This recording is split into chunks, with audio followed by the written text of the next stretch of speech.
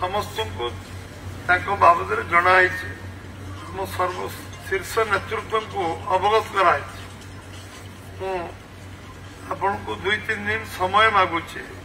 ସମସ୍ତେ ଦିଲ୍ଲୀ ପହଞ୍ଚିଲା ପରେ ନିଷ୍ପତ୍ତି ଯାହା ହେବ ମୁଁ ତୁମକୁ ଜଣେଇବି ଏବଂ ନିଶ୍ଚିତ ଭାବରେ ତୁମେ ଯେଉଁ କଥା ଯେଉଁ ବିଷୟ ଏଠି ବସି ତୁମେ ଖରାପ ତରରେ ବଢ଼ିଛ ତୁମ କଥାକୁ ଉପଯୁକ୍ତ ଜାଗାରେ ମୁଁ ପହଞ୍ଚେଇବା ପାଇଁ ଚେଷ୍ଟା କରିଛି। ଆଉ ଯେଉଁମାନେ ଅଛନ୍ତି ତାଙ୍କ କଥା ମଧ୍ୟ ପହଞ୍ଚେଇବି। ତୁମେ ସମସ୍ତେ ପିଲାପିଲି ଛୋଟ ପିଲାଙ୍କୁ ଧରିକି ଅଛନ୍ତି। ଏଇଟା ମୁଁ ନିଶ୍ଚିତ ଭାବରେ ମୋ ମନର, କାରଣ ମୁଁ ବି ଗୋଟେ ମଣିଷ, କାରଣ ମୁଁ ଭିତରେ ଶୋଇବି, ତୁମେ ବାହାରେ ବସିବ ମୋତେ ଭଲ ଲାଗିବନି। ତେଣୁ ମୁଁ ଆପଣମାନଙ୍କୁ ସମସ୍ତଙ୍କୁ ନିବେଦନ କରିବି ନିଜେ ନିଜେ ଘରକୁ ଯିବେ ଏବଂ ମୁଁ ପୁଣି ପ୍ରକାଶ କରୁଛି ସମସ୍ତଙ୍କୁ ତାଙ୍କ ବାବଦରେ ଜଣାଇଛି।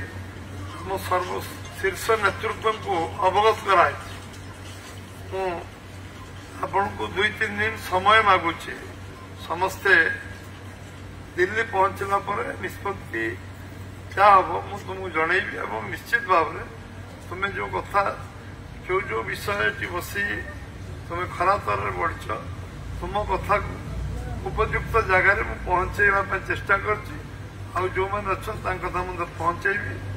ତୁମେ ସମସ୍ତେ ପିଲାପିଲି ଛୋଟ ପିଲାଙ୍କୁ ଧରିକି ଅଛନ୍ତି।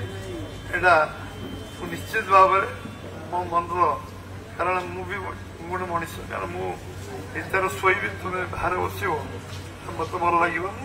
ତେଣୁ ମୁଁ ଆପଣମାନଙ୍କୁ ସମସ୍ତଙ୍କୁ ନିବେଦନ କରିବି ନିଜେ ନିଜେ ଘରକୁ ଯିବେ ଏବଂ ମୁଁ ପୁଣି 2-3 ଦିନ ଭିତରେ ଯେତେବେଳେ ନିଷ୍ପତ୍ତି ହେବ ମୁଁ ପୁଣି ଡାକିକି ଆପଣମାନଙ୍କୁ ଏଇଠି ଡାକିକି ଜଣେଇବି, ଆପଣମାନଙ୍କୁ ଆସିବେ। ପ୍ରକାଶ କରୁଛି ସମସ୍ତଙ୍କୁ ତାଙ୍କ ବାବଦରେ ଜଣାଇଛି। ମୁଁ ସର୍ବ ଶୀର୍ଷ ନେତୃତ୍ୱଙ୍କୁ ଅବଗତ କରାଇଛି। ମୁଁ ଆପଣଙ୍କୁ 2-3 ଦିନ ସମୟ ମାଗୁଛି। ସମସ୍ତେ ଦିଲ୍ଲୀ ପହଞ୍ଚିଲା ପରେ ନିଷ୍ପତ୍ତି ଯାହା ହେବ ମୁଁ ତୁମକୁ ଜଣେଇବି ଏବଂ ନିଶ୍ଚିତ ଭାବରେ ତୁମେ ଯେଉଁ କଥା ଯେଉଁ ବିଷୟ ଏଠି ବସି ତୁମେ ଖରାପ ତରରେ ବଢ଼ିଛ ତୁମ କଥାକୁ ଉପଯୁକ୍ତ ଜାଗାରେ ମୁଁ ପହଞ୍ଚେଇବା ପାଇଁ ଚେଷ୍ଟା କରିଛି। ଆଉ ଯେଉଁମାନେ ଅଛନ୍ତି ତାଙ୍କ କଥା ମଧ୍ୟ ପହଞ୍ଚେଇବି। ତୁମେ ସମସ୍ତେ ପିଲାପିଲି ଛୋଟ ପିଲାଙ୍କୁ ଧରିକି ଅଛନ୍ତି।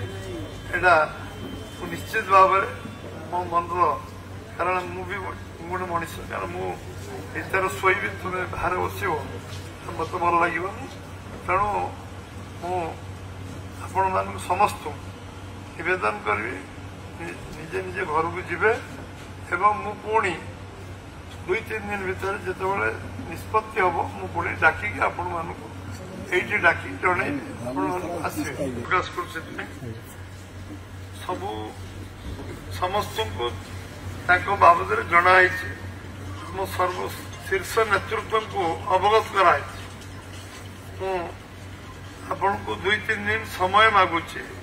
ସମସ୍ତେ ଦିଲ୍ଲୀ ପହଞ୍ଚିଲା ପରେ ନିଷ୍ପତ୍ତି ଯାହା ହେବ ମୁଁ ତୁମକୁ ଜଣେଇବି ଏବଂ ନିଶ୍ଚିତ ଭାବରେ ତୁମେ ଯେଉଁ କଥା ଯେଉଁ ବିଷୟ ଏଠି ବସି ତୁମେ ଖରାପ ତରରେ ବଢ଼ିଛ ତୁମ କଥାକୁ ଉପଯୁକ୍ତ ଜାଗାରେ ମୁଁ ପହଞ୍ଚେଇବା ପାଇଁ ଚେଷ୍ଟା କରିଛି।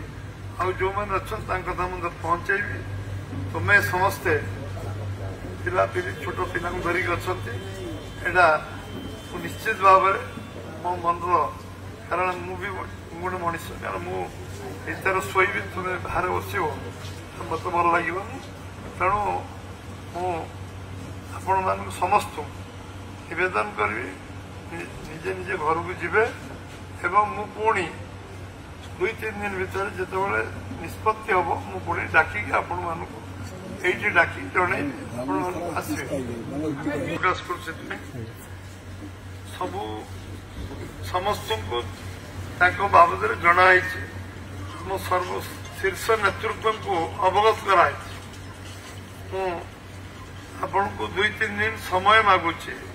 ସମସ୍ତେ ଦିଲ୍ଲୀ ପହଞ୍ଚିଲା ପରେ ନିଷ୍ପତ୍ତି ଯାହା ହେବ ମୁଁ ତୁମକୁ ଜଣେଇବି ଏବଂ ନିଶ୍ଚିତ ଭାବରେ ତୁମେ ଯେଉଁ କଥା ଯେଉଁ ବିଷୟ ଏଠି ବସି तुम्हें खराब तरह बढ़छ तुम कथा उपयुक्त जगार पहुंचेवा चेष्टा करछि जो मैंने अच्छा कथा मुझे पहुंचेबी तुम्हें समस्ते पिला पिली छोट पिला धरिक अच्छा एटा निश्चित भाव मो मन कारण मुझे गोटे मनीष कारण मुझे शोबी तुम्हें बाहर बस मत भल लगे तेणु